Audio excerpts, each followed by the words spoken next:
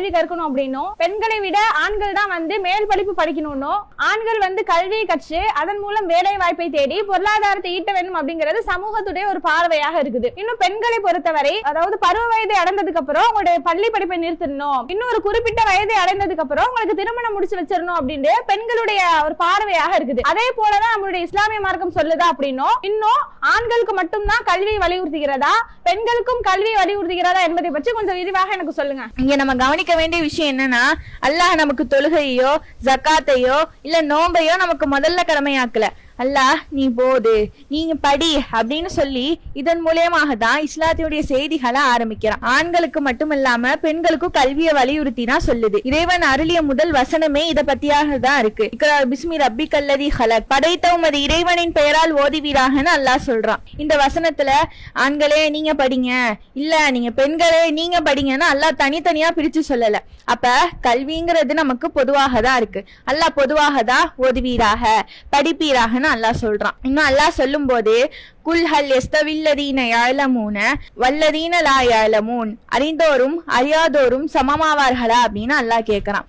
இப்போ உதாரணத்துக்கு ஒரு மருத்துவர் இருக்கிறாங்க, இன்னொருத்தவர் மருத்துவ அறிவே இல்லாதவர் இருக்கிறார். அப்ப ரெண்டு பேரும் சமமாவார்களா அப்படின்னு கேட்டா கிடையாது. அப்ப கல்விங்கிறது தான் ஒரு மனிதனை உயர்த்தக்கூடியதாக இருக்கு. அல்லாஹ் இந்த வசனத்துல ஆண் பெண் அப்படின்னு பிரிச்சு பாக்குறனா இல்ல, அறிந்தோரும் அறியாதோரும் அப்படின்னு சொல்லிட்டு தான் அதை பத்தி சொல்லக்கூடியவனாக இருக்கா. இன்னும் இந்த சில பல வருடங்களுக்கு முன்பாக பெண்களுக்கு கல்வினா எப்படி தெரியுமா இருக்கும், அடுப்பூதும் பெண்களுக்கு படிப்பதற்கு அப்படிங்கிற நிலைமையில இருந்த நாட்டுல பெண்களுக்கும் சுதந்திரம் இருக்குன்னு சொல்லிட்டு நம்மளுடைய இஸ்லாமிய மார்க்கம் சொல்லக்கூடியதாக இருக்கு. இன்னும் இந்த பெண்களுக்கு கல்வி கற்கக்கூடிய உரிமை, ஹிஜாப் உரிமை, விவாகரத்து உரிமை, மகர் கேட்கும் உரிமை அப்படின்னு சொல்லிட்டு பல உரிமைகளை 1400 வருடங்களுக்கு முன்பாக ரசூல்லா நமக்கு சொல்லி காட்டிட்டாங்க. இன்னும் ரசூல் ஸல்லல்லாஹு அலைஹி வஸல்லம் அவர்களுடைய காலகட்டத்துல பெண்கள்லாம் கல்வியில சிறந்து வழங்கி இருக்கிறாங்க. அவங்களுடைய கல்வி எப்படிப்பட்டதாக இருந்துச்சு, அவங்களோட நின்றுச்சா இல்ல, அவங்களுடைய குடும்பம் இன்னும் அவங்களுடைய தலைமுறைன்னு சொல்லிட்டு இப்படி பயனளிக்கக்கூடியதாக இருந்திருக்கு.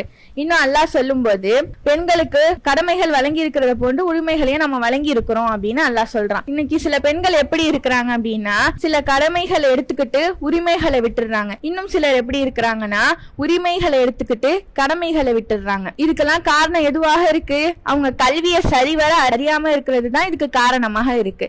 ஒரு பெண் வந்து தன்னுடைய குடும்பத்தையும் இன்னொன்னு மார்க்க கடமைகளையும் செய்யறதுக்கு அவளுக்கு முக்கியமானதாக எது இருக்கு, அவள் கற்ற கல்வியாக இருக்கு. அப்ப நம்மளுடைய பெண் பிள்ளைகள் ஒவ்வொருவரையும் உலக கல்வியோட சேர்த்து மார்க்க கல்வியையும் ஒழுக்கத்தையும் அவர்களுக்கு நம்ம கொடுக்கணும். ஒரு தந்தை கல்வி அறிவுடையவராக இருந்தார் அப்படின்னா அவருடைய பிள்ளை வந்து பிழைச்சுக்கும். இதுவே ஒரு தாய் கல்வி அறிவுள்ளவராக இருந்தார் அப்படின்னா அவருடைய குடும்பமே ஏன் சமூகமே நேர்வழிக்கு பெறக்கூடியதாக இருக்கு. நமக்கு கல்விங்கிறது நமக்கு இஸ்லாமிய மார்க்கம் பெண்களுக்கும் வலியுறுத்தி தான் சொல்லுது. பெண்களும் கல்வி கற்கணும் அப்படின்னு வலியுறுத்தி சொல்லக்கூடியதாக இருக்கு. இந்த இஸ்லாமிய மார்க்கம் வந்து ஆணுக்கும் கல்வியை கற்கணும்னு வலியுறுத்துது, பெண்ணுக்கும் கல்வியை கற்கணும்னு வலியுறுத்துது. அப்ப ஒரு முஸ்லிமான ஆணாக இருந்தாலும் சரி, ஒரு முஸ்லிமான பெண்ணாக இருந்தாலும் சரி, அவங்க கட்டாயமா கல்வியை கற்கணுமா, இல்லனா கற்காமையும் விடலாமா? பெண் வந்து இவ்வளவுதான் கற்க வேண்டும், ஆண்கள் வந்து இவ்வளவுதான் கற்க வேண்டும் அப்படிங்கிற ஒரு வரைமுறை வந்து நம்முடைய இஸ்லாமிய மார்க்கம் கற்று தரவில்லை. எது நன்மை எது தீமை அப்படின்னு சொல்லிட்டு விளக்குவதற்கு இந்த கல்விங்கிறது அவசியமான ஒன்றா இருக்கு. ஒரு மனிதனுக்கு இந்த கல்விங்கிறது ஒரு செல்வத்தை போன்றதாக இருக்குது. ஒரு மனிதனாகிறவனுக்கு செல்வங்கள் அதிக அளவுல வரும், இன்னும் உறவுகள் வரும். ஆனா செல்வத்தை அந்த மனிதர்கிட்ட பறிக்க முடியும், இன்னும் உறவுகள் அந்த மனிதர்கிட்ட பறிக்க முடியும். ஆனா கல்வியை பறிக்க முடியுமா அப்படின்னா நிச்சயமாக முடியாது. அவனுக்கு எதுவுமே இல்லாத ஒரு நிலையிலையும் இந்த கல்வி தான் வந்து அவனுக்கு பயனளிக்க கூடியதாக இருக்குது. கல்வியை நம்ம கற்கல அப்படின்னா இந்த உலக விஷயங்களையும் நம்மளால அறிந்து கொள்ள முடியாது, இன்னும் மார்க்க விஷயங்களையும் நம்மளால தெரிந்து கொள்ள முடியாது. அதை பற்றி அல்லாஹ் தன் திருமறையில சொல்றான், யர்ஃபஇல்லாஹுல்லதீன ஆமனூ மின்கும் வல்லதீன ஊத்துல் இல்ம தரஜா. இறை நம்பிக்கை கொண்டோருக்கும் கல்வி அறிவு வழங்கப்பட்டோருக்கும் அல்லாஹ் வந்து தகுதிகளை உயர்த்துவதாக சொல்றான். இப்போ இறை நம்பிக்கைனா என்ன? வானம், பூமி, சூரியன், சந்திரன், இந்த உலகத்தை எவ்வளவு பிரம்மாண்டமாக படைச்சிருக்கான். அதெல்லாம் படைச்சது ஒரு சூப்பர் பவராக இருக்கும். அதுதான் யாரு? இறைவன் ஒருத்தன் இருக்கான், அவனுக்கு ஆற்றல் இருக்கு, அவனுக்கு உருவம் இருக்கு அப்படின்னு சொல்லிட்டு ஒரு மனிதர் நம்புறாரு அப்படின்னா அதுதான் இறை நம்பிக்கை.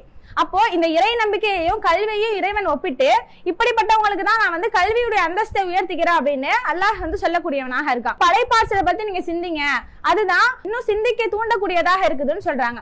இன்னும் நபி ஸல்லல்லாஹு அலைஹி வஸல்லம் அவங்க சொல்றாங்க, யார் ஒருவர் கல்வியை தேடி செல்கிறாரோ அவருக்கு சொர்க்கத்துடைய பாதையை அல்லாஹ் லேசாக்கி தரான் அப்படின்னு சொல்லிட்டு நபி ஸல்லல்லாஹு அலைஹி வஸல்லம் அவங்க சொல்லக்கூடியதாக இருக்காங்க. அப்போ சொர்க்கத்துடைய பாதையை வந்து இறைவன் இலகுவாக்கி தரான் அப்படின்னா அது எவ்வளவு முக்கியத்துவம் வாய்ந்ததாகவும் முதன்மையானதாக இருக்கும்னு சொல்லிட்டு நம்ம அனைவரும் சிந்திக்கக்கூடியவங்களாக இருக்கணும். இப்ப உள்ள பெண்மணிகளோ நாடுகள்லாம் துறந்து இன்னும் வெளிநாட்டிற்கும் இல்ல மற்ற மாவட்டங்களுக்கும் சென்று கல்வியை கற்பதற்காக போறாங்க. ஆனா அவங்களுடைய நிலை என்ன?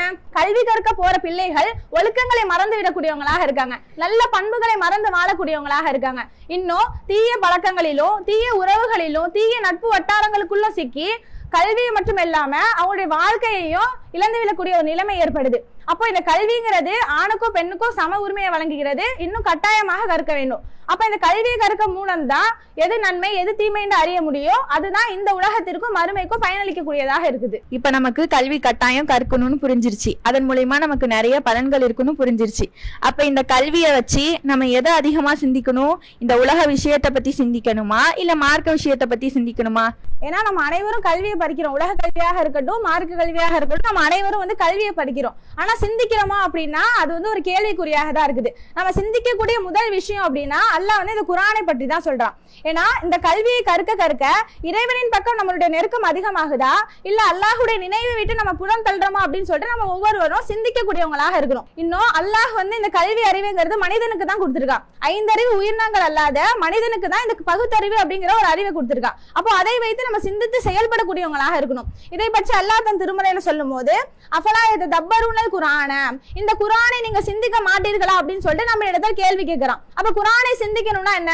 வானங்கள் எப்படி படைக்கப்பட்டிருக்கு, பூமி எப்படி படைக்கப்பட்டிருக்கு, உங்கள் கண்கள் மூக்கு உதடுகள்னு சொல்லிட்டு நீங்க எப்படி இந்த உலகத்துல உள்ள அனைத்து விஷயங்களையும் அல்லாஹ் எப்படி படைச்சிருக்கான்னு சொல்லிட்டு நீங்க சிந்திக்க மாட்டீர்களான்னு சொல்லிட்டு அல்லாஹ் வந்து கேள்வி எழுப்பக்கூடியவனாக இருக்கான். அஃபலா யன்துருன இலல் இப்லி கைஃப குலிகத், ஒட்டகம் எப்படி படைக்கப்பட்டிருக்குன்னு சொல்லிட்டு நீங்க சிந்திக்க மாட்டீர்களான்னு சொல்லிட்டு இறைவன் கேட்கிறான். இவ்வளவு பிரம்மாண்டமாக படைச்சிருக்கான் இந்த உலகத்தை.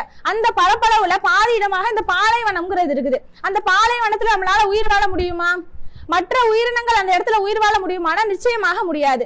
ஆனா இந்த ஒட்டகத்தை பற்றி இறைவன் சிந்திக்க சொல்லும் போது அந்த ஒட்டகம் எப்படிப்பட்டதாக இருக்குன்னா தன்னோட தண்ணீரை குடிச்சு அதை வந்து தண்ணீருடைய பையில சேமித்து வைக்கக்கூடியதாக இருக்குது. அப்போ அதனுடைய வெப்பத்தின் காரணமாக உடல்ல உள்ள ரத்தத்துல வந்து அந்த ரத்தம் உறைஞ்சிருச்சு அப்படின்னா அதை வந்து நீரை வந்து பாய்ச்சக்கூடியதாக இருக்குது.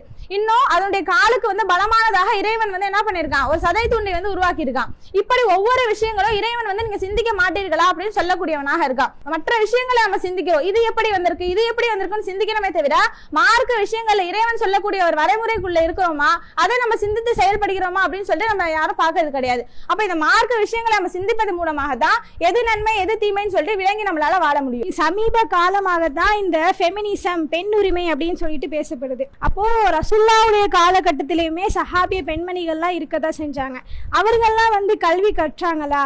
இன்னும் ரசூலுல்லாஹ் வந்து அவங்க கல்வி கற்கிறதுக்கு ஏதாச்சும் வந்து தடை விதிச்சாங்களா அப்படிங்கறத பற்றியும் எனக்கு விளக்கமா கொஞ்சம் சொல்லுங்க. நிச்சயமா வந்து நபி ஸல்லல்லாஹு அலைஹி வஸல்லம் அவங்க பெண்கள் கல்வி கற்பதற்கு எந்த ஒரு தடையும் விதிக்கல. உதாரணத்துக்கு ஒரு விஷயம் பார்த்தோம் அப்படின்னா நபி ஸல்லல்லாஹு அலைஹி வஸல்லம் அவங்களுடைய காலகட்டத்துல சஹாபிய பெண்மணிகள் வந்து ரசூலுல்லாஹ் இடத்துல கல்வி கற்பதற்காகவோ இல்லது அவங்களுடைய கேள்விகளை கேட்பதற்காகவோ சென்றாங்க அப்படின்னா ரசூலுல்லாஹை சுற்றி முற்றிலும் சஹாபாக்களாக இருக்கிறாங்க, ஆண்களா இருக்கிறாங்க. அந்த பெண்கள் ரசூலுல்லாஹ் இடத்துல போய் கேட்கறாங்க, நாங்க உங்க இடத்துல எங்களுடைய கேள்விகளை கேட்க வந்தாலோ கல்விகளை கற்க வந்தாலோ உங்களை சுற்றி ஆண்களா இருக்காங்களே, எங்களுக்காக ஒரு நாளை நீங்க ஒதுக்குங்க, அந்த நாள்ல நாங்க எங்களுடைய கேள்விகளை கேட்டு தெளிவடைஞ்சுக்கிறோம் அப்படின்னு சொல்லிட்டு சொல்றாங்க.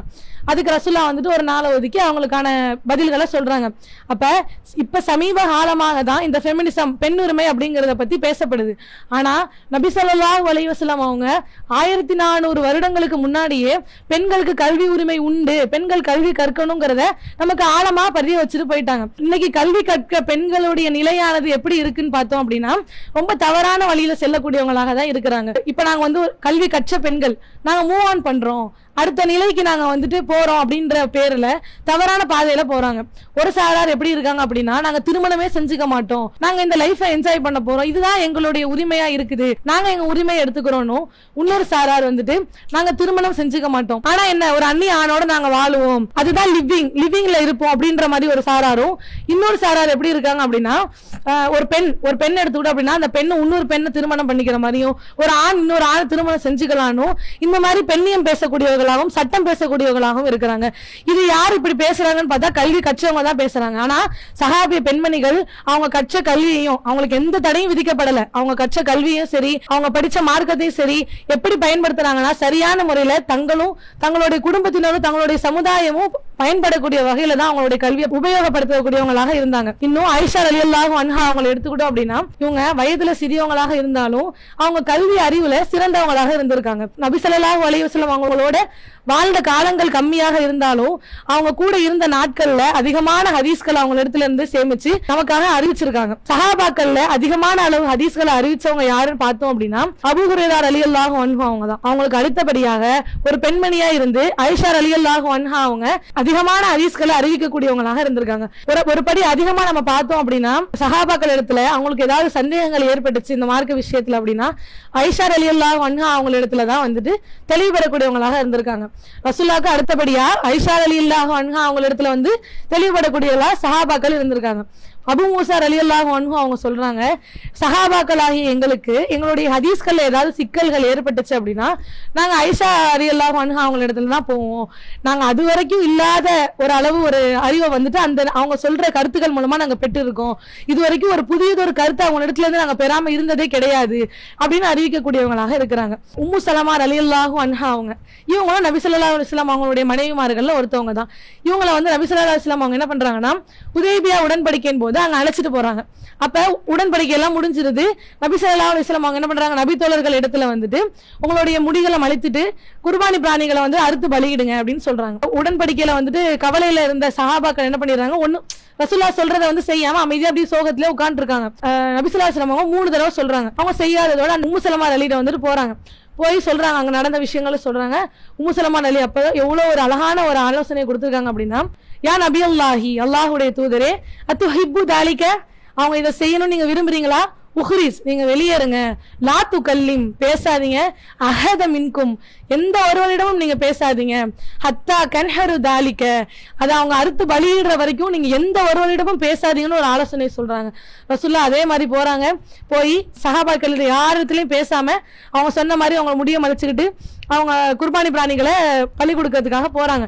அப்ப ரசூலுல்லாஹ் செய்யறதை பார்த்துட்டு சஹாபாக்கள் என்ன பண்றாங்க, முந்தி கொண்டு செல்றாங்க. ஒருத்தவங்க அடிச்சு பிடிச்சு முந்தி கொண்டுட்டு சென்று அவங்களுடைய முடிகளை மலிக்கிறதும் பிராணிகளை பலி கொடுக்கறதுமா செஞ்சுக்கிட்டு இருக்காங்க. எந்த அளவுக்குன்னா அவங்க அடிச்சு பிடிச்சிட்டு செல்றதுல எங்க அவங்க செத்துருவோமோ அப்படின்ற அளவுக்கு அடிச்சு பிடிச்சிட்டு செய்யக்கூடியவங்களாக இருக்கிறாங்க. அப்ப ஒரு இக்கட்டான சூழ்நிலையிலும் ஒரு உம்மத்தை வழிநடத்தக்கூடிய அளவுக்கு ஒரு பெண்மணி ஒரு ஆலோசனை சொல்றாங்க அப்படின்னா அவங்களுடைய கல்வி அறிவானது, அந்த கல்வியோடைய ஆர்வமானது எந்த ஒரு ஆழமான அளவுக்கு இருக்கணுங்கிறத நம்ம வந்துட்டு இதுல மூலமா புரிஞ்சுக்க முடியுது.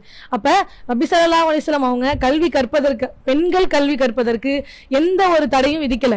அவங்க அதிகமான அளவு ஆர்வமூட்டக்கூடியவங்களாக தான் இருந்திருக்காங்க. அதை அனுமதிக்க வகையில தான் இருந்திருக்காங்கிறத இந்த கேள்விக்கு பதிலா நாங்க தெரிவிச்சுக்கிறோம். அப்ப நமக்கு 1400 வருடங்களுக்கு முன்பாகவே பெண்களுக்கு கல்வி கற்கக்கூடிய உரிமை அப்படிங்கிறது வழங்கப்பட்டிருக்கு. சஹாபிய பெண்களும் அவங்க கற்ற கல்வியை அழகிய முறையில வெளிப்படுத்தி இருக்கிறாங்க. அப்ப நம்மளும் அதுக்காக அல்லாஹ்விடத்துல அதிகமாக துஆ செய்யக்கூடியவர்களாக இருக்கணும்.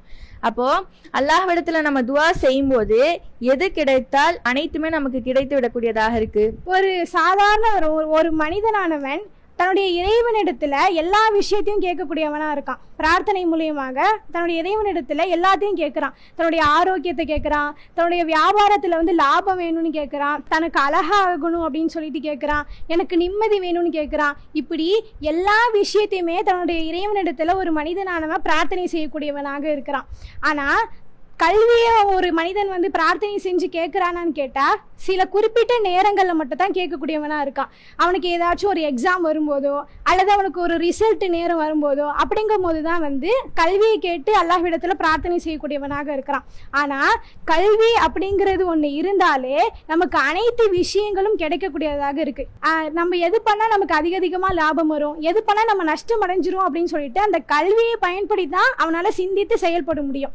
அப்போ அந்த கல்வி அவனிடம் இருந்தாதான் அந்த வியாபாரத்துல அவனால லாபத்தை வந்து பெற முடியும்.